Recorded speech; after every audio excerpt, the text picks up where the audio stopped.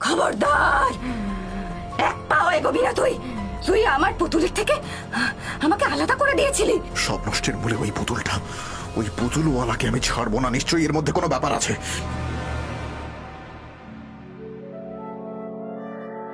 যাক, কাকিমার বাড়ি থেকে ফেরার পথে দরকারি সবজিগুলো কিনে নিয়ে ভালোই হয়েছে বলো। হ্যাঁ গো, নইলে কাল সকাল সকাল আবার আসতে হতো। লাল, নীল, হলুদ, সবুজ হরেক রকমের পুতুল বাবু। সুন্দর সুন্দর পুতুল। নিন না বাবু একটা পুতুল। এই পুতুল পেয়ে বাচ্চারা খুব খুশি হয়ে যাবে। রং বেরঙের পুতুল, লাল, নীল, হলুদ, সবুজ পুতুল। মাফ করবেন ভাই, এই পুতুল নিয়ে আমরা কি করব?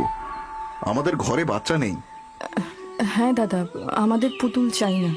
কিন্তু আমার বাড়িতে একটা বাচ্চা আছে বাবু। সকাল থেকে একটা পুতুলও বিক্রি হয়নি। বাড়ি ফিরে বাচ্চাটার মুখে কি দেবো বলুন তো? নিন না বাবু একটা পুতুল।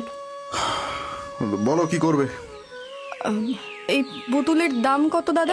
বেশি না দিদি, মাত্র 20 টাকা। এই লাল পুতুলটা নিন না দিদি, এটা এটা নিন। দেখো, আমার কাছে অত টাকা নেই ভাই। শুধু শুধু 20 টাকা দিয়ে পুতুল কিনে আমরা কি করবো বলো তো? এই সুতপা, এই চলো না। ঠিক আছে দাদা, না হয় 10 টাকাই দেবেন। গরিবের এইটুকু উপকার করুন দাদা। এই এই পুতুলটা নিয়ে যান, ভালো হবে। দেখো ভাই, অযথা নষ্ট করার মতন টাকা আমাদের নেই। তুমি বরং এই নাও, এই 3টি গাজর রাখো, বাচ্চাকে গিয়ে খেতে দিও, কেমন?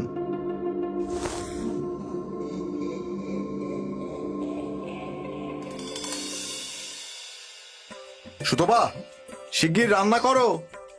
আমি চান করে এসে খেতে বসবো, আবার কাজে বেরোতে হবে তো। এই নতুন গামছাটা কিনে আনলাম, কোথায় রাখলাম গো?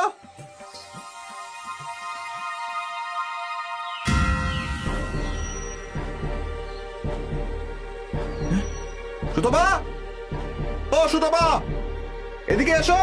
কি হয়েছে? কি হয়েছে, ডাকছো কেন? এই দেখো কাণ্ড, কোন ফাঁকে ওই পুতুল বিক্রেতা এই পুতুলটা ঝোলায় ঢুকিয়ে দিয়েছে। বোঝো কাণ্ড। শোনো না, এটা আমার কাছেই থাক না, ফেরত দিতে হবে না। কি আবল তাবল বকছো বলো তো? ঘরে তো কোনো বাচ্চা কাচ্চা নেই, এই পুতুল নিয়ে আমরা করবো কি? দাও এটা। ঘরে একটা ছেলে পুলে নেই, এই পুতুলটা থাকলে একটু ভালো লাগতো গো। তুমি যে কি বলো না, কোনো মাথা মুন্ডু নেই। এই শোনো, আমার দেরি